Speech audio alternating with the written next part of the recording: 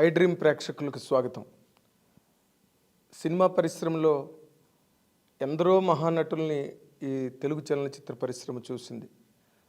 అటువంటి గొప్ప నటుల్లో అంటే ఒక ఎన్టీ రామారావు, ఒక నాగేశ్వరరావు అలాంటి వాళ్ళ తర్వాత ఒక నటుడుగా మనం ఎవరినైనా చెప్పుకోవాలి అంటే సినిమా పరిశ్రమలో కూడా అందరూ భావించే మాటే చెప్తున్నాను నేను. అతను చంద్రమోహన్, హీరో చంద్రమోహన్. ఆయనకి నటుడుగా గొప్ప పేరు సినిమా పరిశ్రమలో. అంటే ఎవ్వరూ చేయలేని పాత్రలు, చెయ్యడానికి సంశయించే పాత్రలు కూడా చంద్రమోహన్ గారు చేయడం, వాటిని ఒప్పించడం, ప్రేక్షకుల తాలూకా మన్ననలు, అభినందనలు, పరిశ్రమలో వారి అందరి తాలూకు ప్రశంసలు పొందడమే కాకుండా ఆ సినిమా విజయానికి కూడా ఆయన తాలూకా పెర్ఫార్మెన్సు, ఆయన క్యారెక్టరైజేషను, ఆయన ఆ పాత్రను ప్రజెంట్ చేసిన విధానం అవన్నీ కూడా చాలా పెద్ద పెద్ద హిట్స్కి కారణభూతం అయ్యాయి సినిమా పరిశ్రమలో. ఆయన ఎప్పుడో రంగుల రాట్నం సినిమాతో బిఎన్ రెడ్డి గారి దర్శకత్వంలో ఆయన తెలుగు సినిమా పరిశ్రమకి పరిచయం కావడం జరిగింది. ఆ తర్వాత కూడా ఆయన అంటే ఆ సినిమాకే ఆయనకి నంది అవార్డు రావడం ఫస్ట్.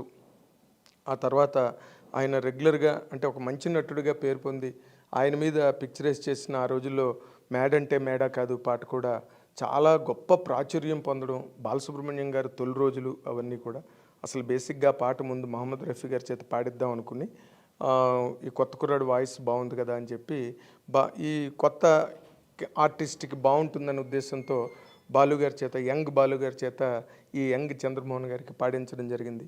ఆ పాట ఆ రోజుకి ఈ రోజుకి ఏ రోజుకైనా కూడా ఒక గొప్ప పాటగా, ఒక పెద్ద హిట్గా ఎస్పి కోదండపాణి గారి సంగీత దర్శకత్వంలో రూపొందిన ఆ పాట చంద్రమోహన్ గారి మీద పిక్చరైజ్ చేయడం, ఆ పాట పెద్ద హిట్ కావడం, ఈ రోజుకి యూట్యూబుల్లో ఆ పాటని ఎంతమందో లక్షలాది మంది ఆ పాటని విని చంద్రమోహన్ గారి అభినయం కూడా చూస్తుంటారు. చాలా న్యాచురల్గా ఉంటుంది. ఫస్ట్ పిక్చరే కాబట్టి ఆయన ఏదో తెచ్చిపెట్టుకున్నట్టుగానో లేకపోతే ఒక ఫోర్స్డ్ పెర్ఫార్మెన్స్ లాగో మనకి ఏ ఏ కోణంలోని కనిపించినంత గొప్ప మెచ్యూర్డ్. అంటే ఈజ్ ఎ న్యాచురల్ యాక్టర్. ఆయన ఎక్కడ ఏ ట్రైనింగ్ ఇన్స్టిట్యూట్స్లోని గొప్పగా ట్రైనింగ్ అయిపోయింది లేదు. అలాగే గొప్పగా ఏదో అడపా తడపా కాలేజీల్లోనూ ఒకటో రెండో నాటకాలు వేయడం కానీ రంగస్థలం మీద చాలా అత్యంత ప్రావీణ్యం పొంది బోల్డ్ క్యారెక్టర్లు, బోల్డ్ నాటకాలు వేసి సినిమా పరిశ్రమకు వచ్చింది లేదు. ఆయన స్ట్రైట్ అవే ఆయన బీఎస్సీ అగ్రికల్చరల్ బీఎస్సీ చదివారు బాపట్లలో. తర్వాత ఏదో ఒక చిన్న ఉద్యోగం కూడా ఏదో చేశారు ఆయన. తర్వాత విజయవాడ నుంచి ఈ సెలక్షన్స్కి రావడం, మెడ్రాసు ఆయన సెలెక్ట్ అవ్వడం, ఆ పాత్రకి ఆయన పర్ఫెక్ట్గా సరిపోవడంతో ఆ క్యారెక్టర్కి ఆయన తీసుకోవడం జరిగింది. ఆ తర్వాత రోజుల్లో ఆయన ఆ సినిమా అయిన తర్వాత కూడా ఆయన సినిమా మెడ్రాస్లో ఉన్నప్పటికీ కూడా అంత వెంటనే ఆయనకి క్యారెక్టర్లు రాలా. బట్ వచ్చిన తర్వాత సినిమా ఇండస్ట్రీని నమ్ముకుని అదే పంధాలో ఒకటే ధోరణి, ఒకటే క్రమశిక్షణతో సినిమా పరిశ్రమల్లో ఉన్న అతి తక్కువ నటుల్లో చంద్రమోహన్ గారి పేరు ముందుగా చెప్పాలి. ఆయన సోహన్ బాబు గారు చాలా మంచి ఫ్రెండ్స్. వాళ్ళిద్దరి మధ్యలో ఈ రియల్ ఎస్టేట్కి సంబంధించిన ఒక చర్చ, భూమిని నమ్ముకోవాలి మనుషులను కాదని చెప్పి వచ్చిన ప్రతి రూపాయిని కూడా ఆ భూమి మీద పెట్టి వాళ్ళు ఒక అంటే రేపటి రోజున ఏదో store for the rainy day అంటారే అట్లాగా వాళ్ళు ఆదాయాన్ని వృధా చేసుకోకుండా చెడు అలవాట్లకో లేకపోతే వ్యసనాలకో బానిసలై సినిమా పరిశ్రమలో చాలామంది నాశనం అయిపోయారు, చెడిపోయారు. వాళ్ళ కుటుంబాలు కూడా రోడ్డు మీద పడ్డాయి. కానీ చంద్రమోహన్ గారు మాత్రం ఒక జస్ట్ తన ఒక ఉద్యోగిలాగా అంటే సినిమా షూటింగ్లకు వెళ్ళినప్పుడు కానీ లేకపోతే సినిమా పరిశ్రమలో ఇన్నాళ్ళు ఆయన కెరీర్ని కంటిన్యూ చేసినప్పుడు కానీ ఆయన ఒక ఉద్యోగిలాగే దాన్ని హ్యాండిల్ చేశారు తప్పితే తను ఒక పెద్ద సినిమా యాక్టర్నని ఆ బిల్డప్ కానీ ఆ షో ఆఫ్ కానీ ఆయనలో ఏ రోజున ఉండేవి కావు. ఎప్పుడైనా ఇంటికి వెళ్ళి మాట్లాడడానికి వెళ్ళినా ఏదో మనం మామూలుగా ఒక బ్యాంక్ ఆఫీసర్తో మాట్లాడడానికి వెళ్ళినప్పుడు లేకపోతే ఏదైనా ఒక కాలేజీలో ఒక లెక్చరర్తో మాట్లాడడానికి వెళ్ళినప్పుడు మనకి ఎలాంటి ఫీలింగ్ వస్తుందో అలాంటి ఫీలింగే ఉంటుంది తప్పితే ఆయన ఒక హంగమా అంటే నటులకి దాదాపుగా ఒక స్టేచరు, ఒక స్టాండర్డ్ వచ్చిన తర్వాత ఒక అనుకోకుండానే వాళ్ళ ప్రయత్నం లేకుండానే ఆ చుట్టూ ఒక వాతావరణం, ఒక హంగమా ఉంటుంది. అంటే ఆ రోజుల్లో మద్రాసులో ఎవరికీ లేదనుకోండి. ఆ రోజున ఎన్టీ రామారావుకి లేదు, నాగేశ్వరరావు గారికి లేదు, కృష్ణ గారికి లేదు, సోహన్ బాబు గారికి లేదు, ఎవరికీ లేదు, చిరంజీవి గారికి లేదు. కానీ ఇటీవల రోజుల్లో ఆ హంగామా బాగా ఎక్కువైంది. ఆ రోజుల్లో కూడా అక్కడక్కడ కొంచెం ఆ వాతావరణం కనిపించేది, కానీ చంద్రమోహన్ గారి ఇంట్లో అసలు కనిపించేది కాదు. చాలా జనరల్గా అనమాట. ఆవిడ చంద్రమోహన్ గారు మిస్సెస్ జలంధర్ గారు కానీ, ఆవిడ కూడా ఒక రచయిత్రి. ఆవిడ ఏవో పుస్తకాలు చదువుకోవడం, చంద్రమోహన్ గారు కూడా మంచి నావల్ రీడరు. ఆయన బాగా నవలలు, కథలు గట్ట బాగా చదువుతుండేవారు. అండ్ ఆయన లైఫ్ ఎప్పుడు కూడా ఒక జనరల్ లైనప్, జనరల్ లెవెల్లోనే వెళ్ళింది తప్పితే, దాన్ని మించి అంటే తను యాక్టర్గా ఎంత సక్సెస్ఫుల్గా ఉన్న రోజుల్లో కూడా చంద్రమోహన్ గారి తాలూకా బిహేవియర్ మాత్రం ఎప్పుడూ ఒకలాగే ఉంది తప్పితే, హద్దు మీరు ప్రవర్తించడం కానీ, హద్దు మీరు మాట్లాడడం కానీ ఏ రోజున నేను ప్రత్యేకంగా చంద్రమోహన్ గారితో నాకు చాలా అనుబంధం మద్రాసు రోజుల దగ్గర నుంచి. కానీ ఎప్పుడూ ఆయన దగ్గర అటువంటి వాతావరణమే చూడలేదు ఎప్పుడు కూడా. ఆయన చాలా జనరల్ బిహేవియర్లో ఉండేవారు అనమాట. తర్వాత ఆయన ఎంత ఒక అంటే ఎంత కట్టుబాటు జీవితాన్ని తొలి రోజుల నుంచి గడిపారంటే, అది ఈ రోజున చాలామందికి ఒక ఎగ్జాంపుల్. ఆయన తొలి రోజుల్లో అంటే రంగుల రత్నంతో ఇంట్రడ్యూస్ అయిన తర్వాత ఆయన ఇన్ జనరల్గా సినిమా యాక్టర్లు అంటే సినిమా వేషాల కోసం ఆఫీసులకి తిరగడం, సినిమా వేషాల కోసమే కాలం అంతా వెచ్చించడం ఇలాగా ఉంటుంది నార్మల్గా. కానీ ఆయన ఆ రోజుల్లోనే అంటే ఒక సెపరేట్ ఇన్కమ్, ఒక సెపరేటు ఆదాయం కోసం అని చెప్పి మనకు ఆ రోజుల్లో 70s 80s వరకు కూడా ఉంది. తర్వాత ఇప్పుడు కూడా ఊళ్ళల్లో జరుగుతున్నదేమో నాకు తెలియదు కానీ, బట్ ఆ రోజుల్లో ఈ ఇళ్ళకి తీసుకొచ్చి ఈ నవల్స్ కానీ లేకపోతే వారపత్రికలు కానీ ఇళ్ళకి తీసుకొచ్చి ఇచ్చేవారు కొంతమంది. ఒకరోజు పెట్టుకుంటే ఒకరోజు అద్దె కట్టాలి, 2 రోజులు 3 రోజులు రోజుకింతని ఉండేది. ఆ అద్దె కట్టుకుని పుస్తకాలు చదివేసి మళ్ళీ ఆ సదరు వ్యక్తి వస్తే వాళ్ళకి ఇచ్చేసేవారు అనమాట. అలాంటి పని కూడా చంద్రమోహన్ గారు సైకిల్ వేసుకుని వెళ్ళి అందరిళ్ళకి నవల్స్, పుస్తకాలు ఇచ్చేవారని చెప్పి సినిమా పరిశ్రమలో చెప్పేవారు. అంటే ఆయన ఎంత కరాఖండిగా లైఫ్లోని అంటే ఎంతసేపు సినిమాలు రాకపోతే ఏంటి, సినిమా క్యారెక్టర్లు దొరకకపోతే ఏంటి అని ఏదో ఒక ఆలోచన ఆయన డ్రైవ్ చేసేది. దాని ప్రకారమే ఆయన ఆదాయాన్ని కూడా చాలా కట్టుబాటుగా దాన్ని ఖర్చు పెట్టుకోవడం, ఉన్న దానిలో ఎలాగా గౌరవప్రదంగా తన ప్రతిష్ట భంగం కాకుండా, ఒక వ్యక్తిగా తనకుండే విలువలు పడిపోకుండా సినిమా పరిశ్రమలో ఎలా ఉండాలి అన్నదానికి చంద్రమోహన్ గారు గొప్ప సాధన చేశారని చెప్పాలి. ఎందుకంటే ఆ రోజుల్లో రెమ్యూనరేషన్స్ తక్కువ, అండ్ ప్రతి సినిమాలో ఆయనకి క్యారెక్టర్లు రావడం జరిగేది కాదు. But most of the films Chandramohan గారిని పెట్టుకోవడానికి ట్రై చేసేవి. అలాంటి పరిస్థితుల్లో కూడా చంద్రమోహన్ గారు చాలా నిలకడైన జీవితాన్ని సినిమా పరిశ్రమలో గడిపారు. తర్వాత ఏంటంటే ఆయన కెరీర్లో 932 సినిమాలు యాక్ట్ చేశారు ఆయన గ్యారంటీగా.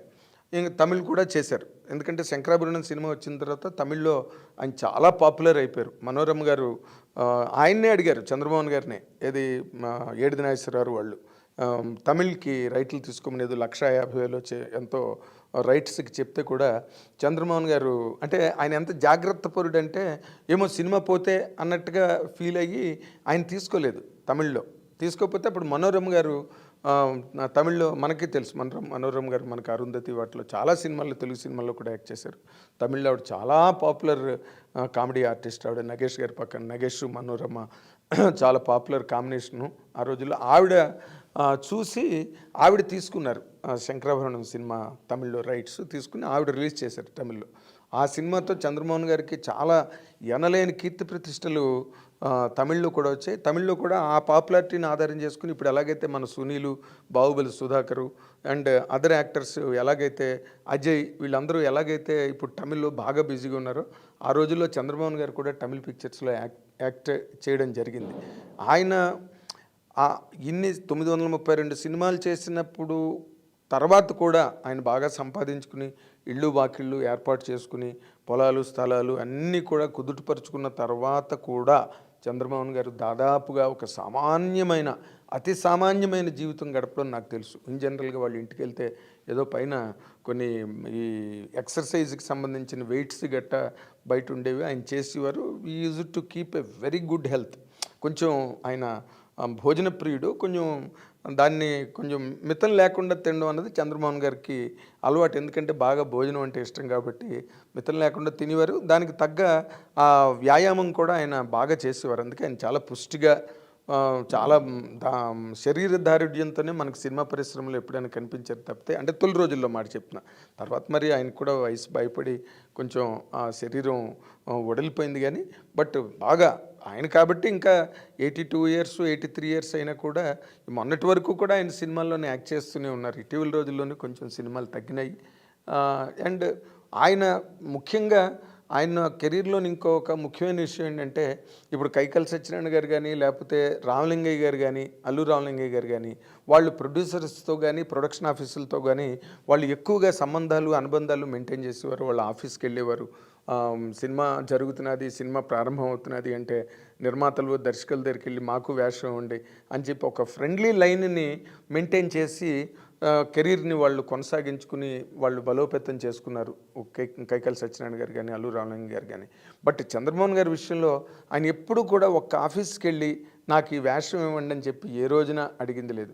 ఆయనకి రాకపోతే ఇంటి దగ్గర ఉన్నారు, ఇంటి దగ్గర టైం గడిపేవారు, లేకపోతే సినిమా ఉంటే షూటింగ్ ఉంటే దాని ప్రకారం వెళ్ళిపోయేవారు తప్పితే ఆయన ఎప్పుడు ఏ ఆఫీస్కి వెళ్ళి క్యారెక్టర్ అడిగింది లేదు ఇన్నాళ్ళ ఈ కెరీర్లో. తర్వాత ముఖ్యంగా ఏంటంటే ఆయన కేవలం ఇప్పుడు ఆయన హీరోగా చాలా సినిమాలు చేశారు. మనకు తెలుసు, సిరిసిరిమువ్వ, 16 ఏళ్ల వయసు, రాధా కళ్యాణం, ఎన్నో, ఓ సీత కథ, ఇలాంటి సినిమాలు ఎన్నో, అన్నీ ల్యాండ్ మార్క్ ఫిల్మ్స్ అవన్నీ కూడా. అవి ఒక పక్కన చేస్తున్నప్పటికీ కూడా మళ్ళీ ఎన్టీ రామారావు గారికి బ్రదరో, నాగేశ్వరరావు గారికి బ్రదరో, లేకపోతే చిరంజీవి గారు పెద్ద హీరో అయిన తర్వాత చిరంజీవి గారి సినిమాల్లో ఏదైనా క్యారెక్టర్గా ఉన్నా కూడా చంద్రమోహన్ గారు ఎప్పుడు చేయడానికి నేను చేయను, నేను హీరోగా చేస్తున్నాను కాబట్టి నేను ఇలాంటి క్యారెక్టర్లు చేయనని ఎప్పుడూ ఏ డైరెక్టర్కి ఏ నిర్మాతకి చెప్పలేదు. ఆయన ఒక్కటే, ఆయన రెమ్యునరేషన్ ఆయనకు వచ్చిందా లేదా, వాళ్ళు అన్న ప్రకారం వాళ్ళు ఇచ్చారా లేదా అన్నది ఒక్కటే చూసుకున్నారు తప్పితే ఈ క్యారెక్టర్ని, ఆ క్యారెక్టర్ని, ఈ పాత్రని, ఆ పాత్రని ఎప్పుడు కూడా ఆయన ఎంచుకోలేదు. దాని నుంచే ఆయన అన్నాళ్ళ కెరీర్ని, అంటే 932 సినిమాలు, దాదాపుగా 68 అంటే 2023 ఇది.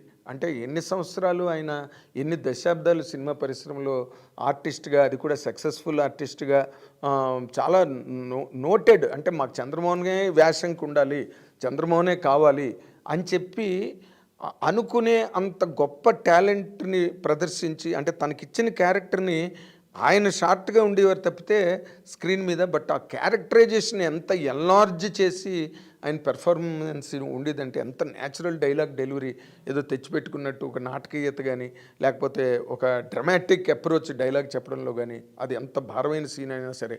మీరు గుర్తుంటే సిరిసిరిమువ్వ సినిమాలో డాక్టర్ క్యాన్సర్ అని డిసైడ్ చేసిన తర్వాత సీను ఎవరు చేయగలరు ఆ సీను? చంద్రమోహన్ గారు కాబట్టి అంత న్యాచురల్ యాక్టర్ ఆయన, పర్ఫార్మర్. ఆ పెర్ఫార్మెన్స్ వల్లే సిరిసిరిమువ్వ పాటలు, అంత గొప్ప పాటలు, వేటూరు సుందరరామూర్తి గారు రాసినవి, మాధవన్ గారు చేసినవి, కె విశ్వనాథ్ గారికి చాలా గొప్ప పేరు తెచ్చిన సినిమా అది.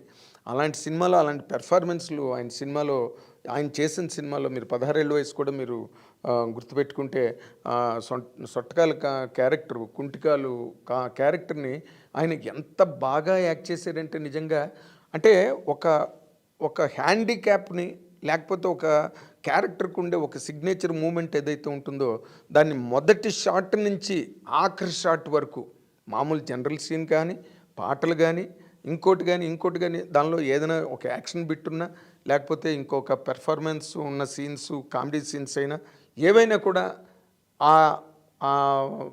దాని తాలూకా హ్యాండిక్యాప్ని మొదటి సీన్ నుంచి ఆఖరి సీన్ వరకు ఒకే రీతిలో ఎక్కడ తేడా రాకుండా యాక్ట్ చేయడం అన్నది ఒక నటుడికి నిజంగా కత్తి మీద సాము. డైరెక్టర్ కూడా చాలా కష్టం, ఎందుకంటే వాళ్ళు ఏదైనా చిన్న తేడా వచ్చిందంటే మళ్ళీ మారిపోతుంది. కానీ చంద్రమోహన్ గారు మీరు 16 ఏళ్ళు వేసి చూడండి, చాలామంది ఈరోజు నేను చెప్పడానికి నేను ధైర్యంగా చెప్తున్న మాట, చాలామంది తమిళ్లో 16 5 కమల్ హాసన్ చేసిన దానికన్నా చంద్రమోహన్ గారు బాగా చేశాడు అన్న మాట అన్నవాళ్ళు మద్రాసు పరిశ్రమలో కోకొల్లలు. ఆ రోజుల్లో నిజంగానే కూడా కమల్ హాసన్ ఉలగనాయక్ అని కావచ్చు, ఆయన చాలా, అంటే of course he has taken it for the first time. అలాంటి క్యారెక్టర్ ఒక హీరో చేయడు, కమల్ హాసన్ గారు దానికి 100% అభినందనీయుడు. ఎందుకంటే దాదాపుగా బాలు గారి దగ్గరే ఆ స్క్రిప్ట్ 2 ఏళ్ళు ఉంది, భారతీరాజా చేసింది. ఎవడు చేస్తాడురా ఈ కథని అని చెప్పి బాలు గారు భారతీరాజని తిట్టడం, లేదు చూడు నేను చేస్తాను మచ్చా, నా సినిమా పెద్ద హిట్ అవుద్దని భారతీరాజా గారు ఆడడం, వీడు వెర్రి ఏమిట్రా బాబు అసలు ఇలాంటి కథ హీరో ఎవడు టేకప్ చేస్తాడని బాలు గారు అనుకోవడం. ఆయన దగ్గర 2 ఏళ్ళు ఉండిపోయింది ఆ స్క్రిప్ట్. అలాగా ఆయన వచ్చిన వాళ్ళందరికీ చెప్పేవాడు బాలు గారు. అఫ్కోర్స్ అలాంటి క్యారెక్టర్ని కమల్ హాసన్ గారు రిసీవ్ చేసుకుని నేను చేస్తానడం ఆయన గొప్పతనం. Of course he has done very well, exceedingly well 16 నెలల్లో, దానికేం డౌట్ లేదు. బట్ అంతే గొప్పగా కొన్ని సీన్స్లో చంద్రమోహన్ గారే ఎక్సెల్ చేసాడు అన్నంత గొప్ప పెర్ఫార్మెన్స్ని చంద్రమోహన్ గారు 16 వయసులో ఇవ్వడం జరిగింది. అలాగే రాధా కళ్యాణం కానీ, ఓసీత్ కథ కానీ, ఏంటి ఆ క్యారెక్టర్లు ఆ కథలు ఈ రోజున మనకు లేవు. కొంత మెలోడ్రామా ఉండేది, చాలా సీరియస్ కాన్ఫ్లిక్ట్స్ కథలు ఉండేవి, చాలా ఒక డ్రమాటిక్ సీక్వెన్సెస్ ఉండేవి సినిమాల్లో. అలాంటి వాటిని ఒక ఎన్టీ రామారావు, ఒక నాగేశ్వరరావు ఎంత బలంగా నటించగలరో అంత బలంగాను నటించగలిగే నటుడుగా చంద్రమోహన్ గారు చాలా మంచి పేరు తెచ్చుకున్నారు. ఇక్కడ ఇంకో ముఖ్యమైన విషయం చెప్పాలి. 16 వయసు సినిమాకి అంటే దానిలో నిజాలు ఎంతో తెలీదు. చంద్రమోహన్ గారికి ముందు శోభన్ బాబు గారికి ట్రై చేశారని, శోభన్ బాబు గారిని చేయమని అడిగారని, శోభన్ బాబు గారు చేయనని చెప్పారు. ఎందుకంటే అది ఒక రకమైన డీగ్లామర్డ్ క్యారెక్టర్ అని అనుకున్నారు. అది ఎంతవరకు నిజమో తెలీదు. బట్ ఫైనల్గా చంద్రమోహన్ గారు ఈ క్యారెక్టర్ కానీ సెలెక్ట్ చేసుకోవడం జరిగింది 16 వయసు. దానికి ఆయన పరిపూర్ణమైన న్యాయం చేశారు. రాఘవేంద్ర గారికి కూడా ఆ సినిమాతో చాలా గొప్ప పేరు వచ్చింది. చక్రవర్తి గారు చాలా సెపరేట్గా పాటలు చేశారు. తమిళ్ 16 నెలల పాటల్లో ఒకటో సిరిమల్లె పువ్వ పాట ఒకటి ఉంటుంది. తక్మవన్నీ పంట చేల్లో పాలకంకి నవ్వింది, ఈ పాటలన్నీ కూడా మళ్ళీ చక్రవర్తి గారు సెపరేట్గా చేశారు తెలుగులో. అది అంత పెద్ద హిట్ అవ్వడానికి చంద్రమోహన్ గారి పెర్ఫార్మెన్స్ మాత్రమే కారణం అని చెప్పడానికి మాత్రం సంశయించక్కర్లేదు. అలాంటి గొప్ప నటుడు.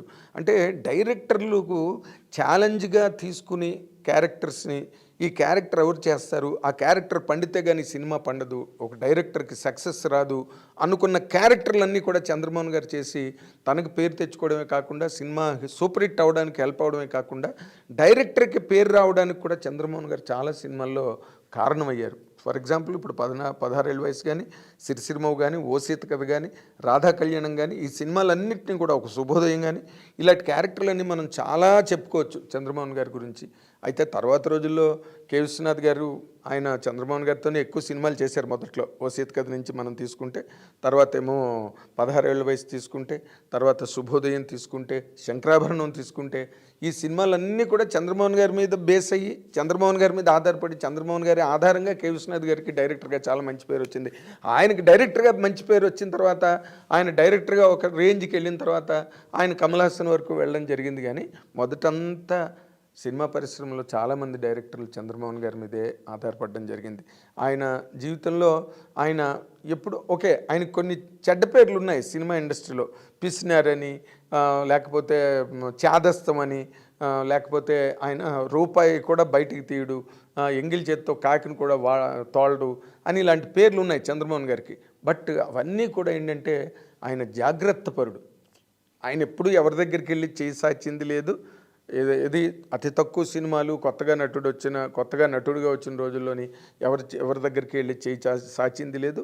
అలాగే ఆయన ఎవరికి ఇచ్చింది లేదు. ఎందుకంటే ఆయన కష్టపడి సంపాదించుకున్న డబ్బుని చాలా కట్టుదిట్టంగా, చాలా జాగ్రత్తగా, తెలివితేటలతో సంసారాన్ని, పిల్లల్ని పెంచుకునే ఆయనకి 2 ఆడపిల్లలు, చక్కగా ట్రస్ట్పురంలో చాలా పెద్ద బిల్డింగు, బ్రహ్మాండమైన ఇల్లు, అక్కడంతా లోగిలి, ఓ పక్కన జంజాల్ గారు, ఓ పక్కన కె విశ్వనాథ్ గారు, ఓ పక్కన పూర్ణోదయ, ఏడిది నాగేశ్వరరావు, వీళ్ళందరూ కూడా ఒకే ట్రస్ట్పురం, రంగరాజపురంలో ట్రస్ట్పురం ఉండేది, ఆ పార్ట్లో వీళ్ళందరూ ఉండేవారు అనమాట.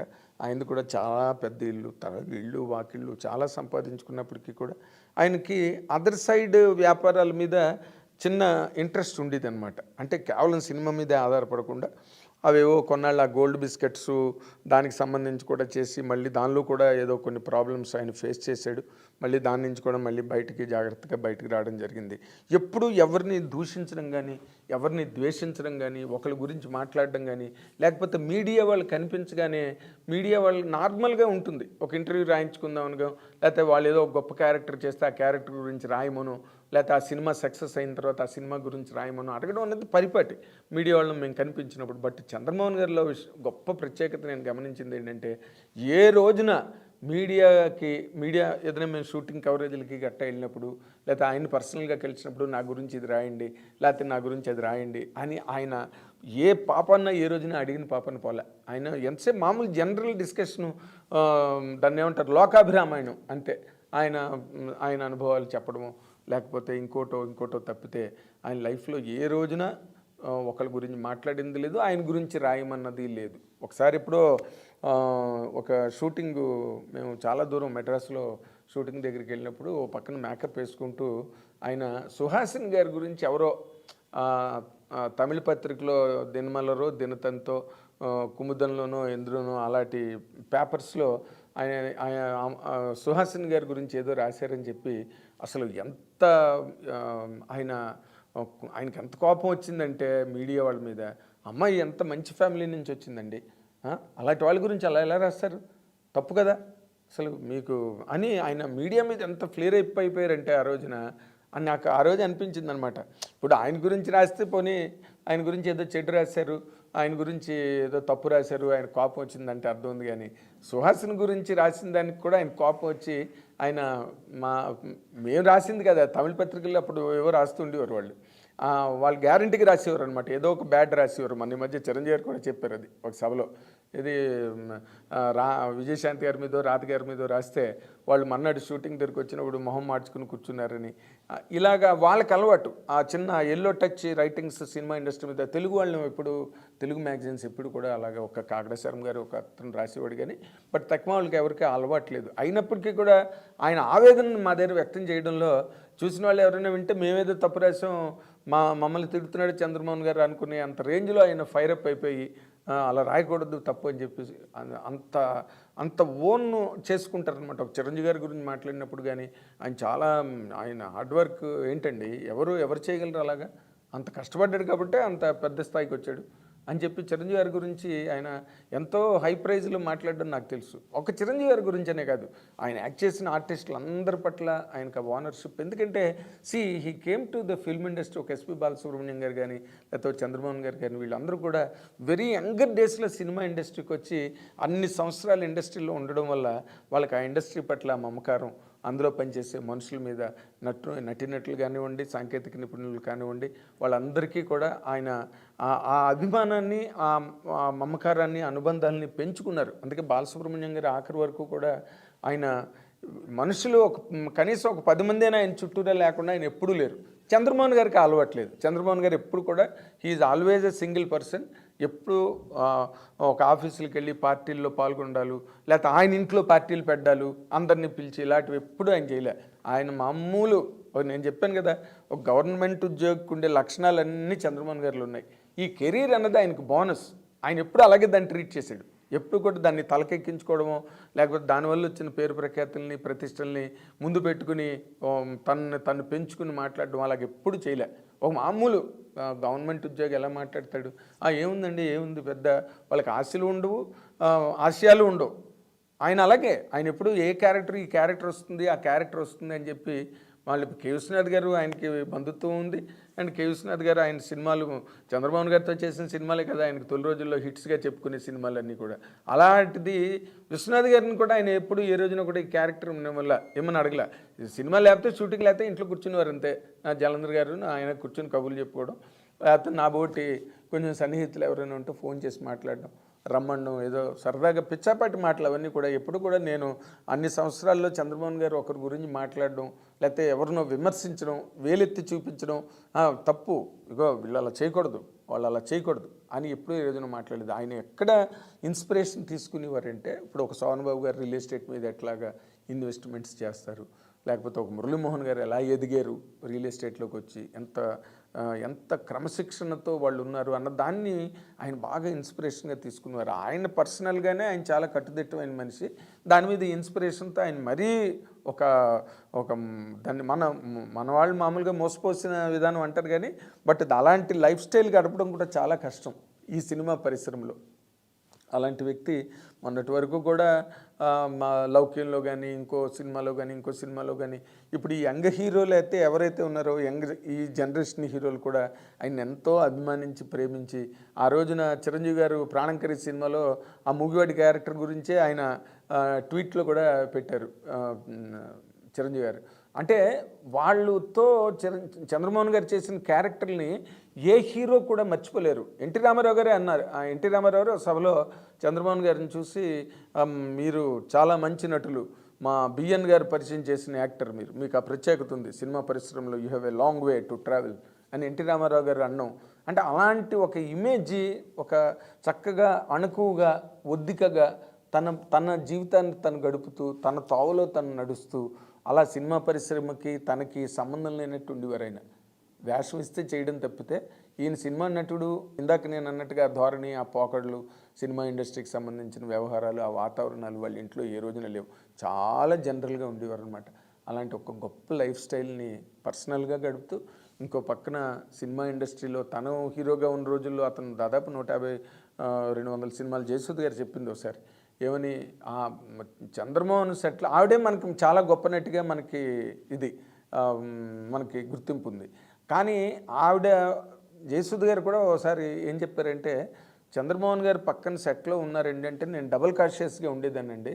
ఎందుకంటే మనం ఏదైనా చిన్న పొరపాటు లేపేస్తాడు అతను పక్కన ఉండి ఆ పెర్ఫార్మెన్స్, ఆ డైలాగ్ డెలివరీస్ వాటితోని.